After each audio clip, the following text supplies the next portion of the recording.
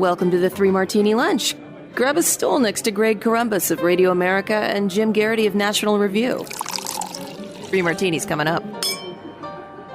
So glad you're with us for the Friday edition of the Three Martini Lunch. Jim Garrity is away, and here in his place, we're happy to bring in Rob Long. He is the co-founder of Ricochet. He's the co-host of the Glop podcast. He is the host of the Martini Shot podcast, and always great to have him here in Jim's stead. Rob, how are you? I'm good. How about yourself? How's your summer so far? So far, so good. I'm about to go on vacation, and just in time for Jim to come back. So he gets his week, then I get my week. It's almost like trying to keep it from the kids that you're separated. I can see how someone would actually think that based on our schedule sometimes. But today we've got some good news from the Supreme Court. We've also going to have Rob weigh in on the New York City mayoral primary results, because Rob spent a lot more time in New York City than I or anyone else who's guest hosted this week. And then we're going to take a look at 1 year since Joe Biden's reelection campaign officially imploded from that debate performance. That was June 27th, 2024. But a lot of decisions coming down today. We're going to focus on one primarily at the Supreme Court for our good martini, but touch on another one in just a moment. But the Supreme Court today siding, this is the USA Today story, same reporter with the ridiculously biased ruling on the Planned Parenthood story yesterday. This one's a little bit more even-handed, but she says the Supreme Court on June 27th sided with a group of parents who want to withdraw their elementary school children from class when storybooks with LGBTQ plus characters are being read, a continuation of the court's recent trend of backing claims of religious discrimination, sometimes at the expense of things like gay rights. In a 6-3 decision that divided along ideological lines, the court said a Maryland public school district's refusal to allow opt-outs burdens parents' First Amendment rights to freely exercise their religion. Writing for the majority, Justice Samuel Alito said the court has long recognized the rights of parents to direct their children's religious upbringing. The books, he said, quote, unmistakably convey a particular viewpoint about same-sex marriage and gender, and the school board has specifically encouraged teachers to reinforce this viewpoint and to reprimand any children who disagree. In her dissent, Sonia Sotomayor said the decision threatens the very essence of public education, which includes exposure to new ideas. She says the court, in effect, constitutionalizes a parental veto power over curricular choices long left to the democratic process and local administrators. She says the reverberations of the court's error will be felt, I fear, for generations. So never hyperbolic over there on the left end of the bench, Rob. We always like to see wins for parents controlling what kind of education their kids get. So I see this as a big win today. Yeah, look, it's a win in general. I mean, and I say that as somebody who's very in favor of gay marriage. I was absolutely thrilled with Obergefell. I think it should be legal. But I am also believe that parents should have some kind of, fundamental say in what their students are learning. And if this breaks more of the public school monopoly and the public school control over everything, I'm all for it. I mean, I may not approve or agree with those parents who want to teach something that I don't believe to their children, but I like the idea that they're being empowered and encouraged to do so, because the more fresh air we let into the public school system, the better. And this wouldn't have happened. I mean, it's interesting that, the everything you need to know about that's wrong about public education is in Sotomayor's dissent, because what she's really saying is this whole system is designed so that parents have to shut up and the general bureaucratic educational blob gets to decide what to teach your kids. I have a longstanding offer to anybody who wants to teach sort of like more progressive social issues. I think the senior year in high school should be reserved only for left-wing indoctrination, right? Every left-wing indoctrination thing, you want to make kids trans, you want to do whatever you want to do, you get to do in senior year as a teacher, as a school district. But you have to prove by the end of junior year mastery of reading, history, advanced mathematics, and advanced science. If some kid has managed to hit all of the bars, basically knows everything they're supposed to know, including how to write an English essay, by junior year, then senior year, you go to town, because they have already been taught how to read, write, and think and do advanced STEM stuff. That's my offer. That's a pretty good deal, don't you think? No, I would not in any way be interested in that, actually, because the spiritual formation of my child is infinitely more important to me than the academic formation in STEM classes and so forth. So much like these parents in Montgomery County, Maryland, I would definitely be opting my children out of that sort of situation. And we're also very different minds on Obergefell. Over the last 10 years, I think we've seen a very slippery slope as a result of that decision. The bright side of what you just said is that in most blue states, the number of students who normally meet the reading and math requirements by the end of junior year are so impossibly low that it wouldn't happen all that much anyway. So. Well, I get this up with standards. We're not going to use their standards. Their standards are pretty low. The standards are going to be awfully high. I mean, you could even make a choice as a parent after junior year of saying to your kid, look, you want to go to the progressive left-wing indoctrination, you want to go to far right-wing indoctrination, or you just want to, take some money and drive around the country and see the world. As long as these kids know something, I feel like that's a win. They don't know anything now. I think I'd take the gap year. Or just to take an early diploma, honestly, if I've already met all the requirements. But nonetheless, good win for the parents up in Montgomery County, Maryland, kind of the People's Republic of Montgomery County, Maryland. They have lurched very, very far left over the last couple of decades, so no surprise that they were in the middle of this. Real quick, one of the other big decisions today is that the court ruled 6-3, along the same lines, that nationwide injunctions issued by district court judges are not necessarily going to stand anymore. Depends sometimes on the issue, but overall, the district court decision deals with the district court case specifically, which I think will unfrustrate a lot of people if that gets to stand for the most part. Yeah, I mean, I was kind of surprised by that because what I expected these judges to do was to say, wait a minute, if we undermine the crazy authority of district court judges to sort of issue nationwide injunctions, that means that all of that's going to come up to us. It's like they're basically writing a ticket for then all these things are come right on our desk and we're going to have to sort through it. We may not get our 3 months off for the summer. It may only get 4 weeks. So I was expecting them to say, no, more power to district court judges. This, I think, is probably correct. I think the actual district court, appeals court, Supreme Court jurisdiction over all those things is encoded in the DNA of that third branch of government. So we'll always be having these conversations. We'll always be having these debates. That's probably a good thing. There is something weird about a district court judge in, wherever issuing a nationwide injunction for an issue that it really never deals with in its location. But I'm sort of glad these guys sort of bit the bullet and said, okay, I guess more work for us. Yeah, that shows some responsibility on their part. So we'll take the wins and we'll move on. Well, of course, as the justices render these verdicts, they are referring oftentimes to different provisions in the Constitution. And if you want to understand the Constitution better and the thoughts of the founders as they put it together, the free online course on that subject at Hillsdale College is a perfect place to go. And you can also go there for their brand new course, American Foreign Policy. American Foreign Policy will teach you how America should make decisions with a view towards securing equal natural rights of American citizens, as well as analyzing and understanding the matters of war and peace that affect us all. The 9-lecture series, American Foreign Policy, will take you through the American founders and how they looked at foreign policy at the time, the importance of the Monroe Doctrine in shaping our foreign policy for a very long time. Then there's the progressive understanding of foreign policy from the Spanish-American War through World War I, on to the Cold War and the global war on terrorism, and so much more. Hillsdale offers more than 40 free online courses. That's right, free online courses. Stories in the books of Genesis, again, the Constitution, the rise and fall of the Roman Republic, and more. Go right now to hillsdale.edu/martini to enroll in this course, American Foreign Policy. There's no cost, and it's easy to get started.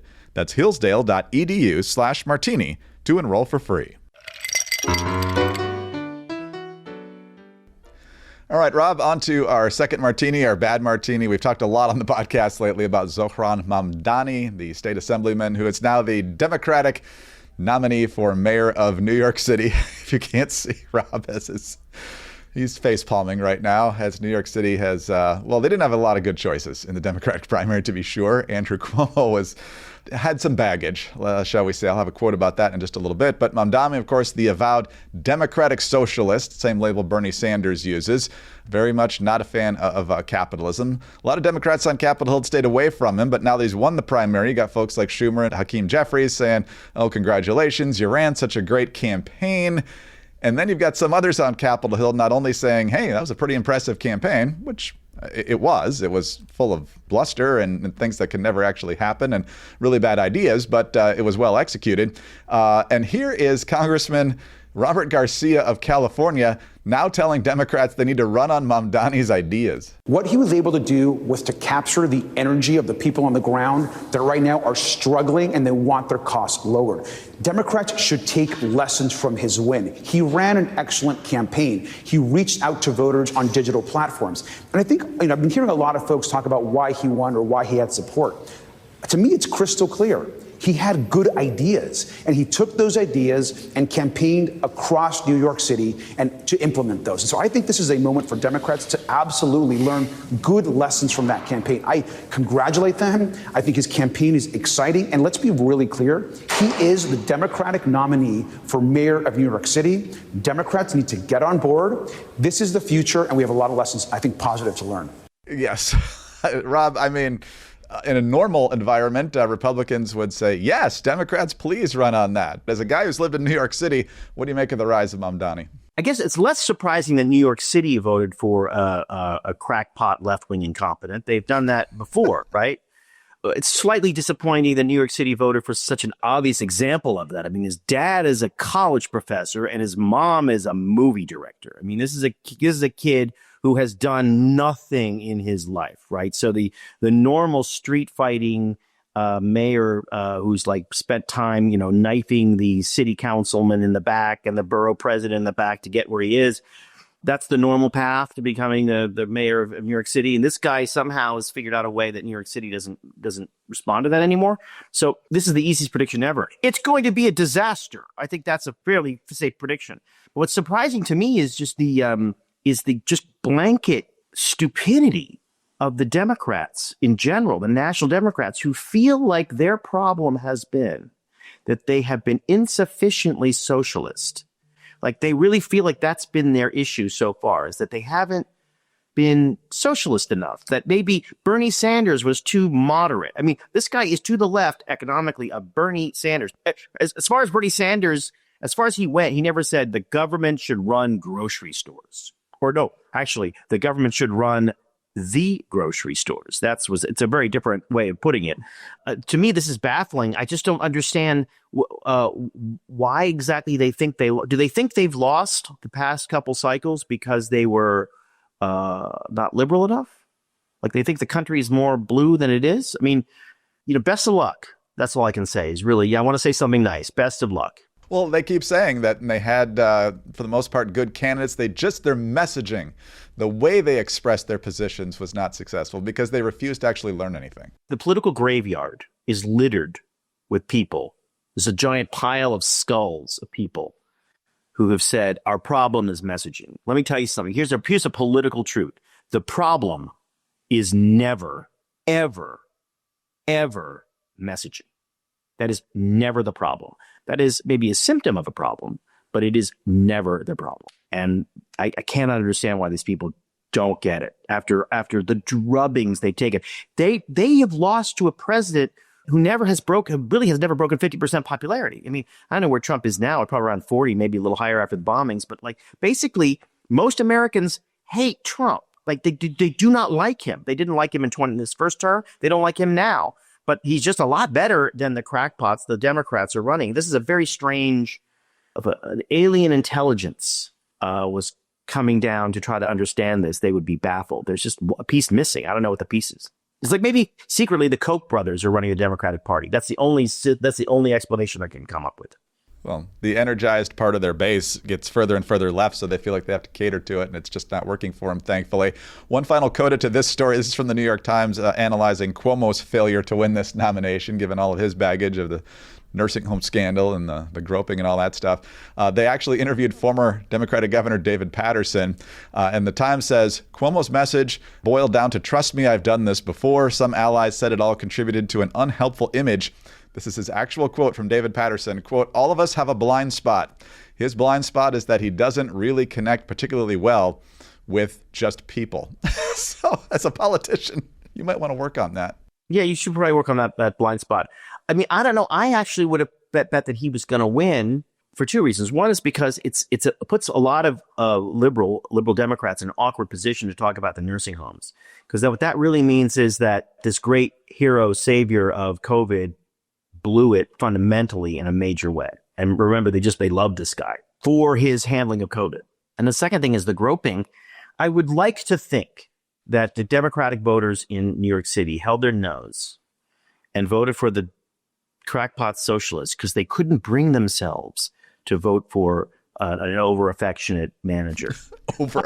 My guess is they really preferred deep down the socialist. And if Mamdani had been a little bit more gropey, they still would have voted for him. I don't think this has anything to do with those two things. I think it has to do with the fact that the rich, young Democrat voters, that's who voted for Mamdani, they're rich. They just like the idea of this Nepo baby getting the microphone. I mean, this is an old H.L. Mencken quote. This is what they voted for, and they deserve to get it good and hard.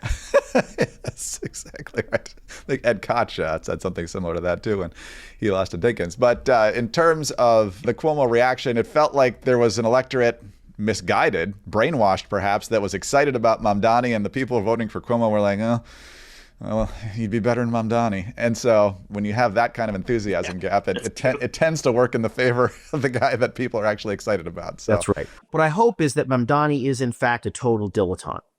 I think we have to hope for that he's just a publicity-hungry, rich kid dilettante who isn't really going to open up the grocery stores in New York City that he plans to open up. Because if he does, it's over. New York City's going to go through another 10, 15, 20 years of just darkness. Then maybe that's what has to happen. You hate to see it, but again, you get what you vote for, as we just said. So unfortunately, that might very well be what happens next. Well, New York City voters weren't too smart this week. Again, not that they had a lot of good options, but if you want to be smart about staying and feeling young and healthy, think about the time, money, and effort you've already spent chasing that goal. And now imagine a product that could actually help you and your loved ones live longer, feel better, and slow down the aging process. It's called C15 from Fatty 15, the first essential fatty acid to be discovered in more than 90 years. Without enough C15, cells become fragile and they age more quickly, accelerating overall aging. Fatty 15 uses pure, bioavailable C15 to repair age-related cell damage, protect against future breakdown, and support your body's natural repair system. 72% of users report improvements in sleep, mood, energy, joint comfort, heart, liver, and metabolic health within just 16 weeks. It's also clinically shown to raise C15 levels and improve cholesterol, liver function, gut health, and red blood cells in as little as 3 weeks. Fatty 15 is on a mission to optimize your C15 levels to help you live healthier and longer. You can get an additional 15% off their 90-day subscription starter kit by going to fatty15.com/3ml and use the code 3ml at checkout. That's fatty15, fatty15.com/3ml, code 3ml. All right, Rob, I know you had this day marked on your calendar, given what happened last year, June 27th, 2024. It was so odd that there was a presidential debate for the general election so early. Until you actually saw the debate, you know exactly why the Democrats scheduled that debate for when it was, in case it went really far south, which it did. They could swap out Joe Biden, which they did. So here is perhaps the most telling clip from that debate in which the Democrats could not recover from. All those things we need to do, child care, elder care, making sure that we continue to strengthen our health care system, making sure that we're able to make every single solitary person eligible for what I've been able to do with the with the COVID, with dealing with everything we have to do with, look, if we finally beat Medicare. Gosh. And then, of course, some people tried to spin it like Joe Biden, but you could see immediately, even the lefties on all these cable news channels, they knew it was over. But of course, the narrative was, oh my gosh, we had no idea he was like this. No. That was the moment you couldn't hide it anymore. So you had to pretend like you had no idea he was like that. Yeah, I mean, the whole drama of it is so great because, I watched it with a bunch of people from National Public Radio, basically. I was at a party and they thought, oh, let's watch the debate. So we watched the debate. I knew it was over because it was over for them. By minute 10, this guy who runs a big NPR show turned to me and said, is this over? Because I was obviously the only even center right person in the room. And I said, I think it's over. I think you think it's over, right? And everybody kind of nodded glumly. And then you could just tell that the kind of party went back full swing. People stopped watching it. Like they just figured that this was terrible. But the drama I think this would be a great play. That what happens the day before where everybody is forced to talk around the problem, and then it starts, and they're all just hoping they can get through this 1 hour. That's it. And they realize they can't. I don't think Biden's even aware of what he was doing. I think it's mostly the people around him who were, I would love to have been in that room as they were trying desperately to, they're always trying to cut the bits up so they can run them later, and realizing they have nothing, they have just blank, and they have drool, and they had like weird non sequiturs, and the jig is up. What's surprising to me is that it all hasn't come tumbling out. I mean, so much of it has, but the actual details of it, the stuff that I really care about, the TikTok of like, what time in that debate did you realize it was over?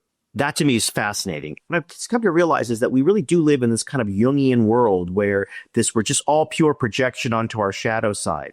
And this kind of incoherent, incompetent meltdown is something that the Democrats just assumed would happen to Trump in his first term and keep assuming it's going to happen in the second term. It's like they've identified exactly what was going to happen, just they had the wrong candidate. That to me is what was so surprising about it. They were so delusional that they couldn't see just how dangerous it was to do what they did, to put him on stage and to make him answer questions for a minute. Yes. So then he tried to fight it, did a bunch of interviews, only made it worse. Finally gets forced out with whatever Nancy Pelosi threatened to do to him or his family. I don't know what it was, but there were tweets that morning saying she was ready to ratchet up the pain. I don't think it's a coincidence that was the day he pulled the trigger. But then he does the audible and endorses Kamala, shortchanges the quick primary that Obama and others had envisioned. So then Harris, who had been roundly rejected by the whole party in 2020, is the anointed candidate. She goes around for the next 3 months saying there's not an inch of daylight between me and Joe Biden, who is already deeply unpopular.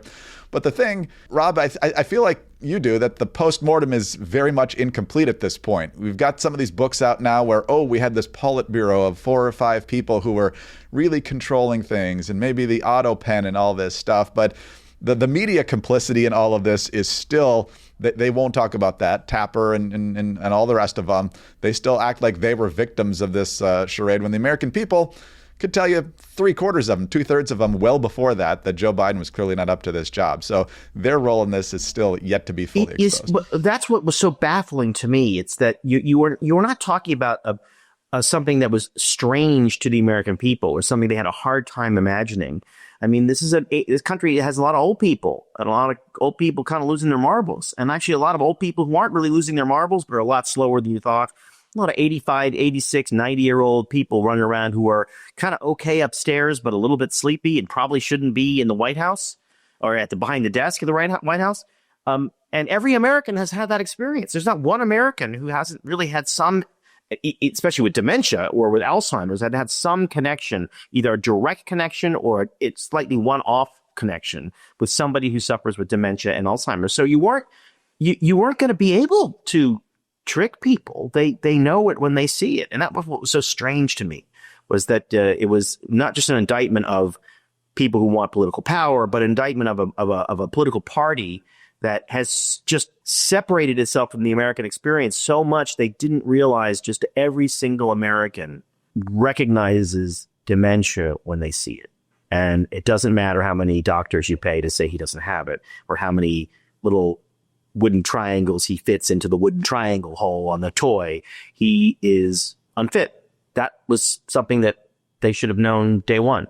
And a lot of people were complicit. They thought they could drag his political carcass across the finish line because they were so obviously bent on preventing Donald Trump from coming back. But it blew up in their face 1 year ago tonight, and their efforts to spin it and change it and get things in the right direction before Election Day did not pan out either. So quite a moment in American political history. Rob, great to be with you again. Have a great weekend. Talk to you later. Thanks. Happy 4th of July. Thank you, sir. Rob Long. He is a contributing editor at National Review. He is the co-founder of Ricochet, co-host of the Glob podcast, host of the Martini Shot. In for Jim Garrity today. As we said at the beginning, there's going to be a shift change. Jim will be back next week. I'll be out on vacation. Craig Collins will be subbing for me. In the meantime, please subscribe to the podcast if you don't already. Also, thanks for your 5-star ratings and your kind reviews. Get us on your home devices. All you have to say is play 3 Martini Lunch podcast. Get all 3 of us on X. Rob is at RCBL. Jim is at Jim Garrity. I'm at Greg Corombos. Have a great weekend and join Jim and Craig on Monday for the next 3 Martini Lunch.